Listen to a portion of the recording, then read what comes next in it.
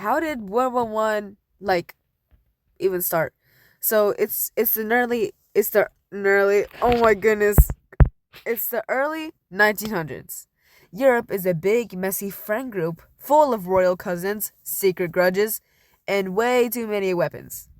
Everyone's flexing their empires, building massive armies, and pretending they're besties, but really, they're waiting for someone to mess up. Then, in 1914, someone did.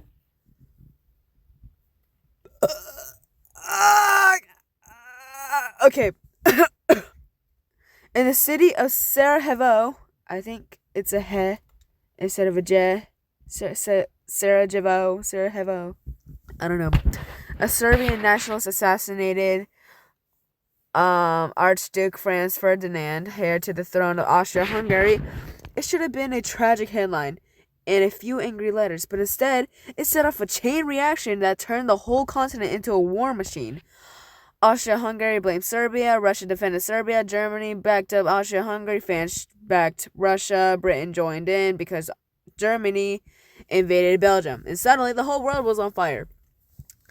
And then it just explodes by late 1914. Europe looked like one of the giant battlefield. It looked like one giant battlefield. The main players were the Allies.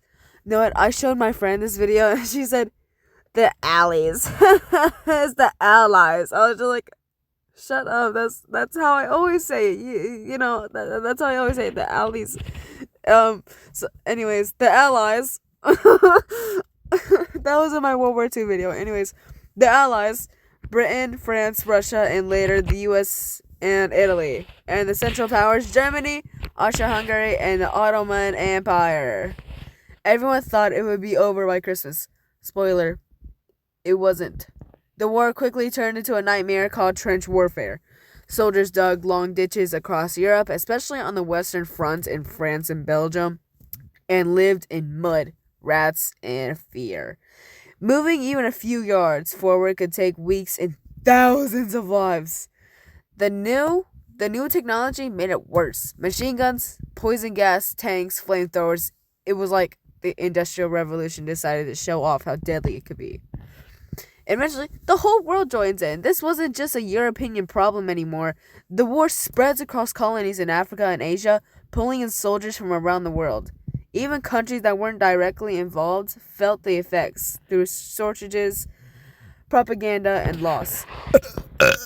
In 1917, the United States joined the fight after German submarines sank civilian ships and sent a shady telegram promising Mexico some stolen land. Seriously, the arrival of fresh American troops tipped the balance.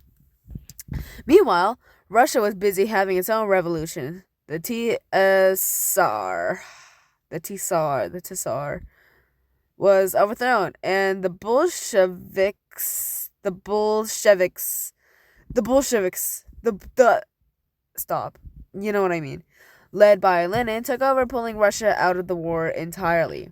The turning point was like 1918. The Central Powers were crumbling. Germany was exhausted. The Ottomans were collapsing, and Austria-Hungary was falling apart.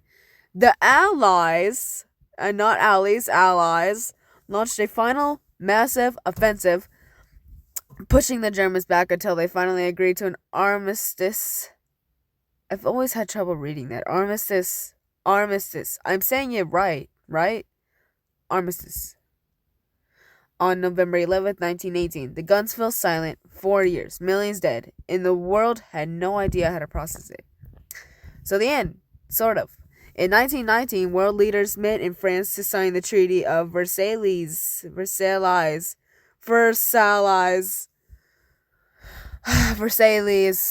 whatever, which officially ended the war. Germany got the worst of it, blamed for everything, forced to pay huge reparations, and stripped of its colonies and pride.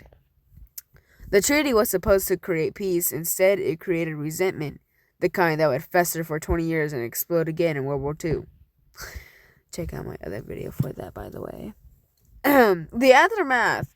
By the time the dust settled, more than 16 million people were dead. Empires were gone, and the entire generations were scarred. The Austro-Hungarian, Ottoman, Russia, and German empires all collapsed. Maps were redrawn. countries were born, and the world realized that modern war meant mass destruction. New technologies like tanks, planes, and chemical weapons had changed warfare forever, and not in a good way. Soldiers came home broken in body and mind, and the phrase shell shock, what we all call PTSD now, entered the vocabulary. The world swore it would never happen again, but history, as usual, didn't listen. So, what did we learn in class? Apparently, making giant alliances and stockpiling weapons is a bad idea. Also, you can't solve a political assassination by starting a world war. But people also learned about sacrifice, endurance, and the limits of human suffering. Artists, writers, and thinkers tried to make sense of the chaos. From war poets in the trenches to a generation that came home forever. So, basically, World War One was the moment the modern world lost its innocence. It had everything: bad diplomacy, new technology, doomed empires, and a tragic ending. It was brutal, senseless, and unforgettable. The Great War that was supposed to happen to end all wars until it didn't. If history was a movie, World War One would be the bleak, moody origin story that sets up even the even the bigger sequel, and everyone watching will leave the theater thinking, "How did we ever think this was a good idea?"